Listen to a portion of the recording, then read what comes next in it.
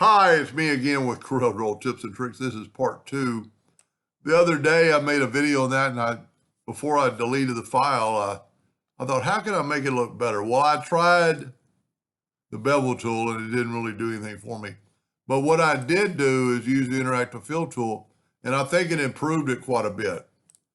So we're going to take, and I'm going to nudge down and group these together, Control G. Now I can move my black just totally out of the way, and I will group these together. So remember, I'm nudging, I'm never moving. We're going to take the top one, select it, get your interactive fill tool, and just swipe across and just give a little bit of white to it. Now on this one, let's swipe across and give it a little black, so it actually looks more, and get that handle even.